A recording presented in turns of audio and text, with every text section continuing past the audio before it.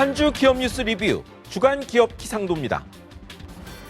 바이러스 퍼지기 좋은 겨울이 오자 국내외에서 코로나 확진자가 급증세입니다. 하지만 세계 첫 백신 승인 소식에 사태 종식 기대감 역시 커진 한 주. 맑고 우린 기업 찾아 기업 기상도 출발합니다. 먼저 미래에셋입니다. 중국 대형 보험사와 벌인 7조 원짜리 소송 1심에서 이겼습니다. 작년 9월 미래에셋이 7조 원에 미국 호텔 15개 사는 계약을 중국 안방보험과 체결했습니다. 그런데 하고 보니 호텔 법인들이 각종 소송, 사건 휘말려 호텔이 안방 것인지도 의심스러웠다지요. 계약 계좌는 미래에셋과 돈 내라는 안방이 붙었는데 미국 법원은 미래에셋 손을 들어주었습니다. 이 호텔이 시진핑 중국 국가주석에 패배한 중국 혁명 원로 자녀 태자당의 자산이란 이야기도 있었는데요. 어쨌든 호텔 장사 기대하기 힘든 이때 이래저래 이익이네요. 다음은 K뱅크입니다. 제대로 장사 시작한 첫 분기 살아날 조짐이 보입니다. 대주주 논란의 3년간 장사도 증자도 못하고 대출 멈춘 지도 1년이었죠. 겨우 문제 해결에 7월 4천억 원 증자하고 대출 재개했는데요. 3분기에 703억 원 적자 냈지만 작년보다 줄었고 대출 잔액은 67% 급증해 2조 원을 넘었습니다. 연체율은 되레 절반으로 떨어졌습니다. 아파트 담보대출도 나섰고 내년 다시 증자한답니다.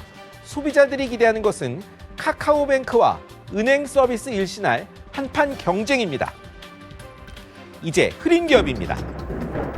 먼저 롯데마트입니다.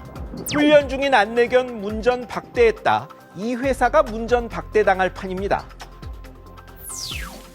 롯데마트 잠실점에서 일어난 불상사입니다. 교육 중인 안내견과 마트 들어가려던 손님이 제지당했는데요. 목격자 증언과 영상에 따르면 직원들이 언성까지 높이고 당사자가 눈물을 흘렸다지요. 매서운 비판 여론에 회사가 뒤늦게 사과문 올렸지만 불매운동까지 거론됩니다. 논란이 된 개는 안내견 조끼도 입고 있었는데요.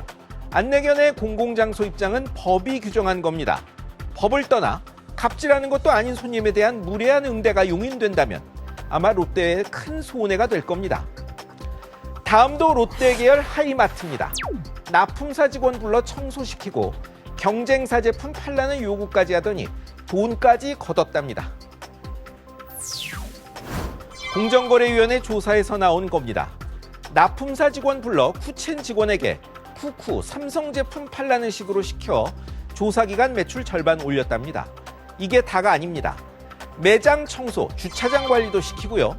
납품사에 무려 160억 원을 거두어 회식비, 직원 상금으로 썼답니다. 납품사 직원이다 하면 롯데 하이마트 직원들은 뭐 하는지 모르겠네요. 돈 거둬 회식비 쓴 거 보니 회사선 회식비를 안 주나 봅니다. 뉴 롯데 추진 중인 신동빈 회장님은 어떻게 생각하시나요? 이번엔 한국 GM입니다. 긴 갈등 끝내고 마련한 노사 잠정 합의가 노조원 투표에서 부결돼 시계 제로입니다. 미국 본사의 철수 경고에도 넉 달간 줄다리기 하던 한국 GM 노사가 성과급, 경력금 400만 원 지급과 생산 일정 연장 등에 합의했죠. 하지만 노조원들 성에 안 찼는지 찬성이 45%밖에 안 됐고 합의는 물거품이 됐습니다. 그러는 사이 11월 판매는 반토막이 났습니다.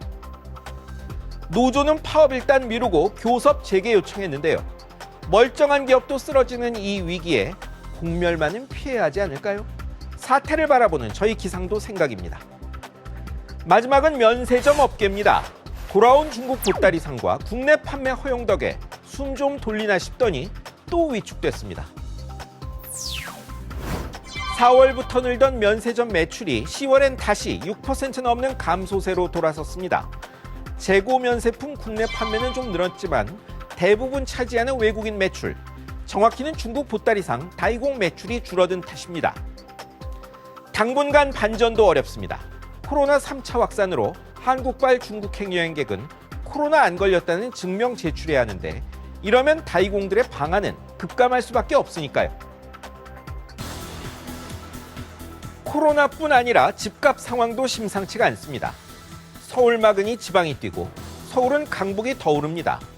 전세난이 월세난이 될 조짐도 나타났습니다. 물론 집은 빵이 아닙니다. 그래도 최대한 신속하고 다양한 공급은 꼭 필요합니다. 지금까지 주간 기업 기상도였습니다.